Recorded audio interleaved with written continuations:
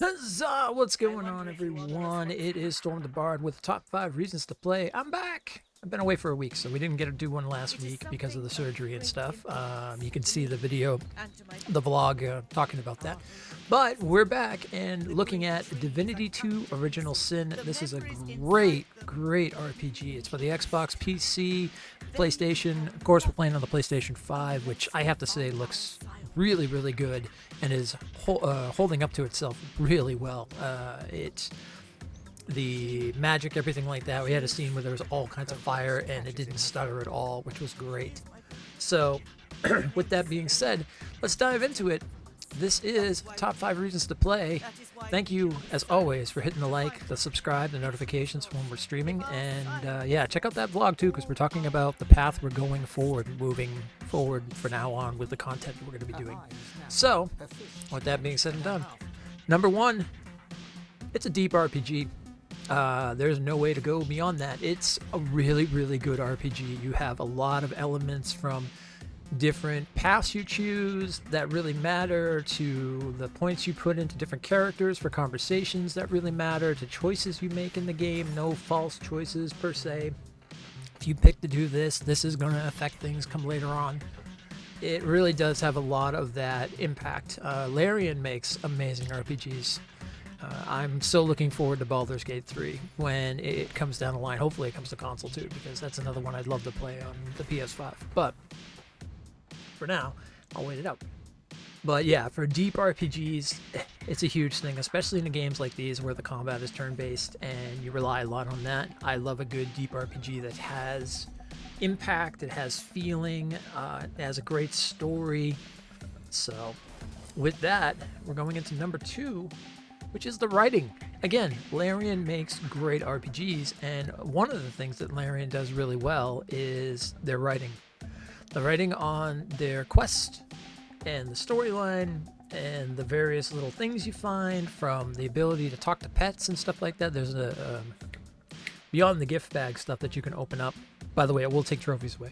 But the gift bag stuff, if you open that up, you can have it so your character can always talk to animals and stuff, or you have to get a perk that allows that. And it's so funny, some of the things that some of the animals will say to you and whatnot. So the writing is definitely there, 100% when it comes down to it.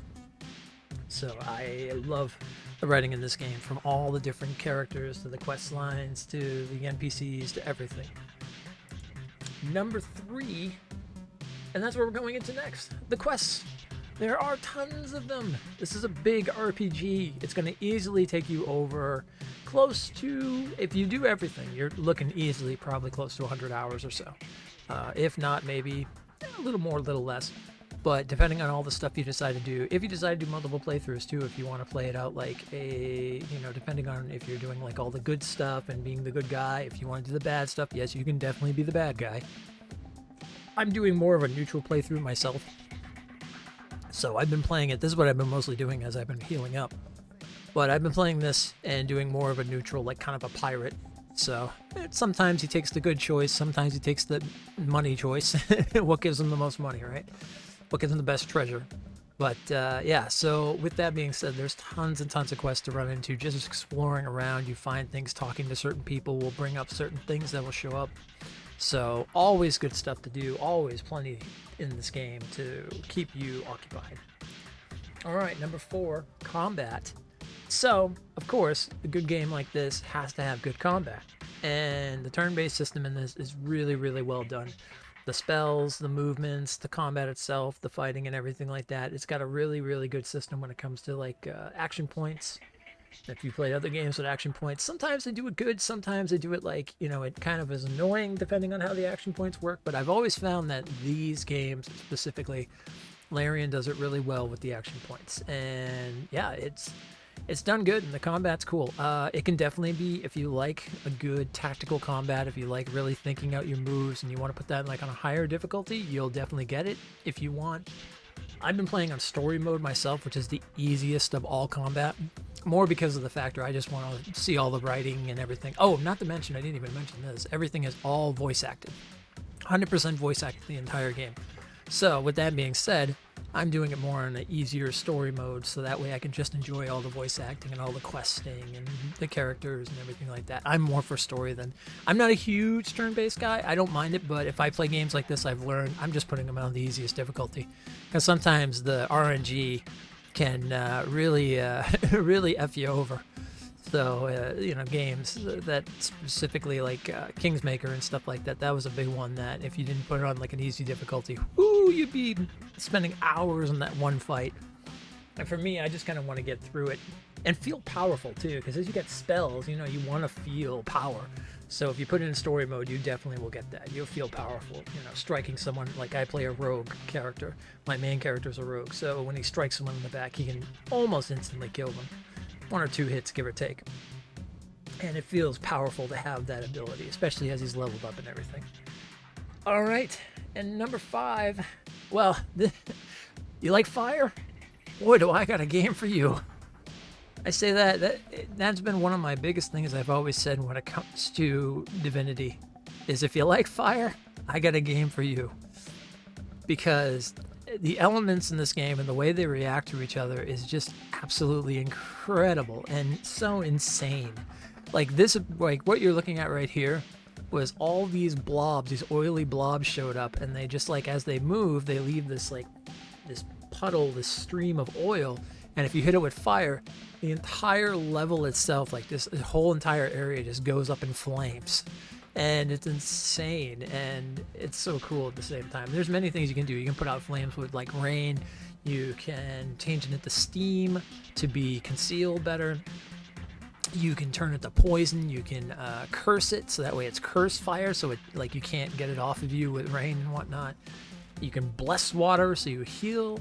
There's all kinds of different effects that do with the environment and the spells, and it's really, really cool. I can't wait to see what they do with this with D&D, because if they use this sort of style of being able to like take, say, you know, drop water on the ground, then hit it with an electric spell or lightning spell, and then it you know, it zaps your foes and whatnot. I mean, that's really cool. I've always liked the idea of being able to use the elements and the area with the environment.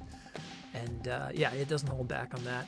So, this is Divinity 2. I definitely advise checking it out. It's a great game.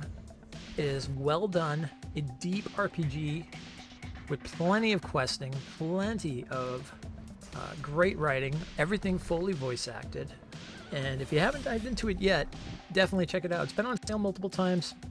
Keep an eye out in different places, depending if you're on Xbox, you're on PlayStation, you're on Steam.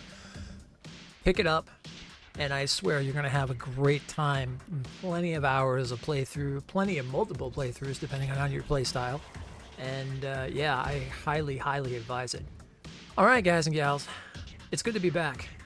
I missed the week per se. I know it's only been a week, but you know, I haven't even streamed it all yet. So I'm coming back to streaming tomorrow, or Monday, I should say. So, but it feels good to come back. And feels good to make another top 5 for you guys. Thank you so much for those who have been checking them out, hitting the like button. It really goes a long way. That like button really does really well, because then if you hit the like button, it ends up out there in other people's, basically it makes them so if they're looking up something, and it recommends them. So the more likes that these get, the easier it is for people to find, and the more we grow, and the bigger we get.